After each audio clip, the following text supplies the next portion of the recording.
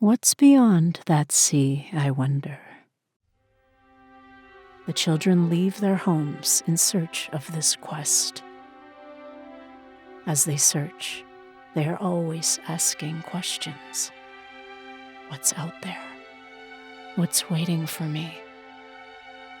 Leaving their innocence behind, they set out on this journey and experience many life-changing adventures.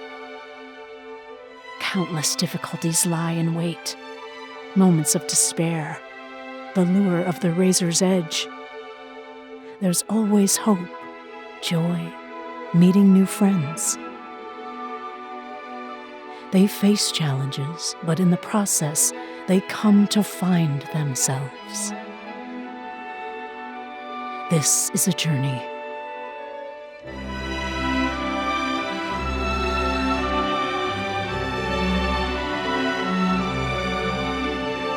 When they have conquered a new land, yet another sea is reflected in their eyes. What's beyond that sea?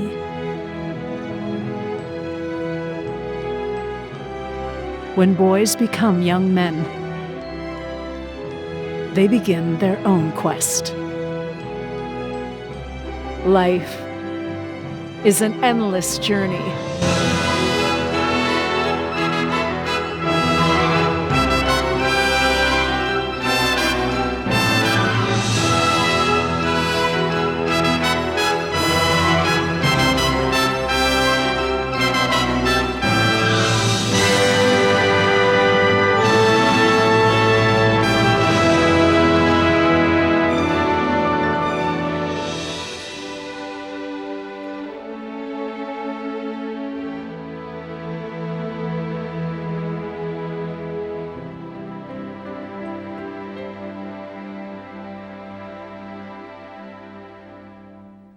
Welcome back to Late Night Jazz. I am your host, Jazz Johnson, and this is it, guys. This is the season finale of Late Night Jazz. So that quote you just heard at the beginning of this episode, it's from an anime I watched long ago called Outlaw Star, one of my favorites. And that quote always pops into my head every once in a while, because it is true.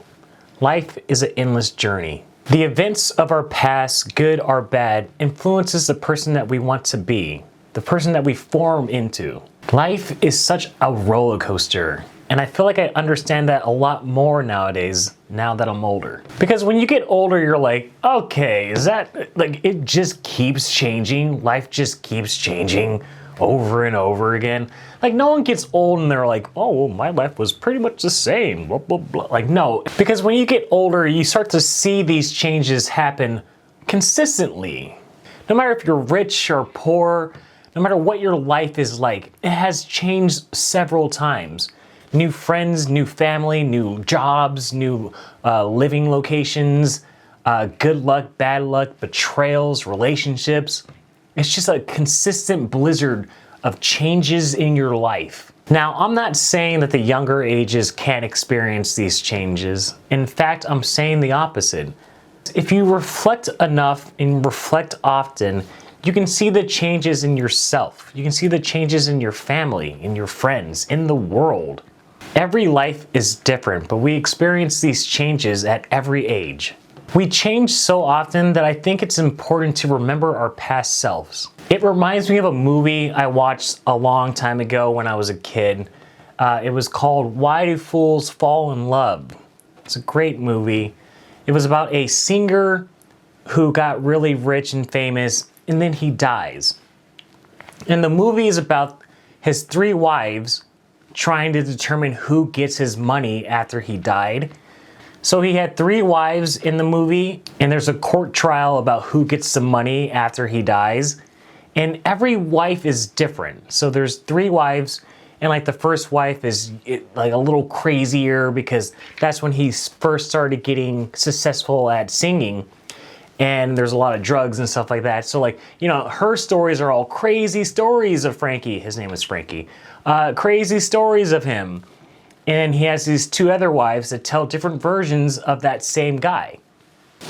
It's a great film. You should definitely check it out because I think about that quote at the beginning of this episode in that movie, not a lot, but it does come up sometimes because I do feel like I have changed so often that they're almost, in a way, different versions of me, just like Frankie. And I know we're all feeling that because life is an endless journey. In fact, I'm writing a script right now where like my 5 core jazzes, I feel like there's like 5 like main jazzes in my past. Anyways, I'm writing the script where they all have to interact with each other. So we'll talk more about that in season 2. In fact, today I'm going to share one story from one of the jazzes, the youngest one, aka the smartest one. They all have nicknames like that. But I am going to tell one story from the youngest jazz in a segment I call Stories I Should Be Telling a Therapist. No, I don't know. I've never had a therapist before, but I feel like I would start with this story. Like I would get there and they'd be like, so how's your day? And I'd be like, shut up. Anyway, in 2nd grade, this story is technically important to who I am and how I became the person that I am today.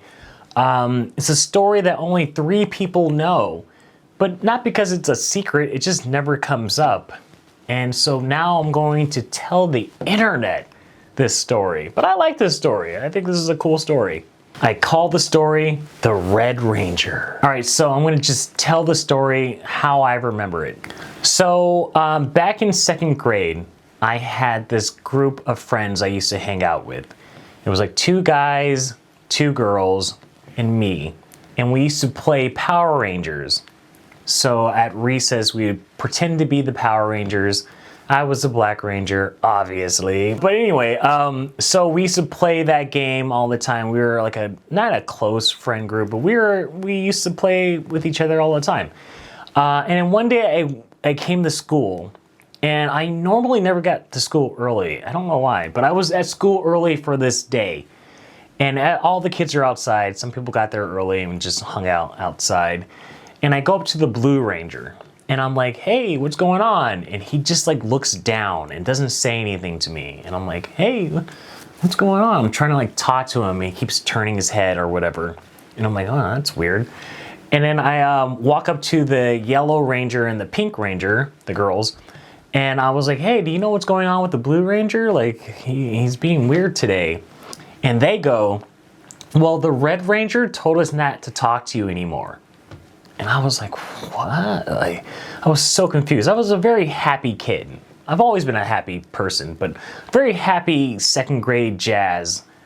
And when I heard that, I was like, what? And I ran to my teacher's classroom, the 2nd grade classroom, and I hid underneath her desk and I just started crying.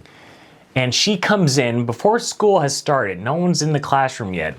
She comes in and she's like, hey, what's going on? And I tell her what happened and she leaves. I'm still crying underneath the desk. But then she brings the whole class in and she gathers them around and she talks about like being nice to people and blah, blah, blah. And I'm underneath the desk like, oh, fucking, they're all gonna know you're talking about me. I'm hiding under your desk. Like, how do I get out of this desk without them all knowing that it's me that you were talking about? So I'm crying, I'm not crying anymore because everyone's in the classroom, but I'm underneath the desk and this is happening to me. And I just remember being a kid and thinking to myself, like, I will never make anyone else feel like this. It's always been a thing. And I've always kept that mentality. An example of that is that I've always worked in restaurants and hotels. And I feel like at every restaurant job, it's the same beats happen when I get hired at a new place. It's like Groundhog's Day. Like, it's so weird that like, I get a trainer, he walks me around the restaurant, and he's like, this is where we get the sodas from, and this is where we get the salads from. And there's always a guy who's like, hey, is he training you? Don't listen to anything he says. And the guy's like, shut up, Bill, or whatever. It's like the same beats over and over again at every job. And, you know, the guy's always like leading me throughout the restaurant and they're like, oh, that's Susan and Sarah, like they're best friends. And that's Bill, he's an asshole, but he's pretty cool or whatever. But there's always a moment where they're like, and that's Gary. No one talks to Gary. And immediately I'm like, I'm gonna talk to Gary because what? Because he's weird?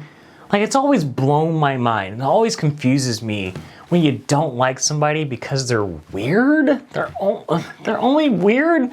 I've always hated that. Not only because I'm weird, but I was always weird, but like still weirdly popular in the restaurants because I'm funny. But there are some people who are just, shy and weird, and people are like, yeah, we don't talk to them. And I'm like, why? Why?